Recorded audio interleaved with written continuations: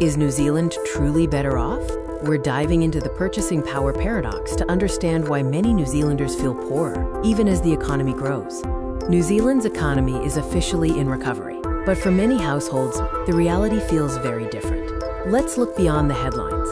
In the September 2025 quarter, GDP rose by 1.1%. However, inflation is currently sitting much higher, at 3.1%. This gap raises an uncomfortable question at kitchen tables across the country.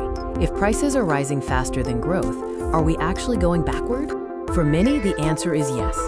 When economists discuss growth, they usually reference real GDP, a figure that already adjusts for inflation. On paper, this sounds positive. A 1.1% rise in real GDP means the country produced more goods and services, even with higher prices. But this only tells half the story. GDP measures the size of the overall economy, not how comfortable or affordable life is for individual people. This is where the core disconnect lies. The inflation New Zealand has been experiencing is primarily driven by domestic costs, the non-negotiable expenses that hit households hardest. Electricity prices jumped over 12%, local council rates nearly 9%, and rents continued to climb, expenses you simply cannot skip. Meanwhile, average wage growth for the year was only 1.4%. This means most workers actually lost ground in real terms and are estimated to be over $4,000 worse off over 3 years. Total GDP growth means little when the population is increasing. The key metric to watch is GDP per capita. When total GDP gains are spread across more people, the economic slice each individual gets becomes smaller. Population growth alone does not improve living standards.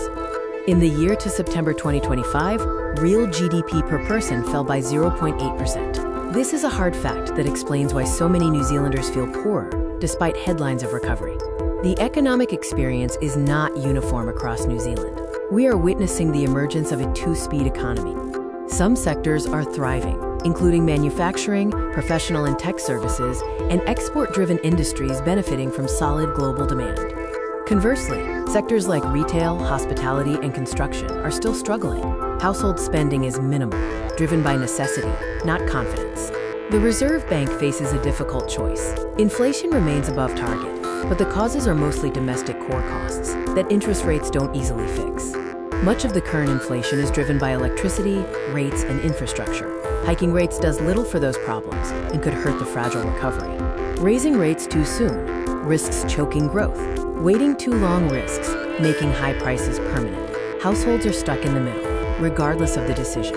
New Zealand's challenge is complex: weak productivity, rising energy costs, and population aging.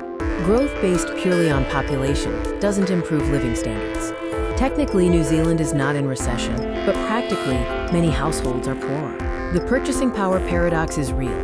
The economy can grow while people feel poorer. Until wages catch up and core living costs ease, that feeling is unlikely to change. Growth must improve daily life to be relevant to New Zealanders.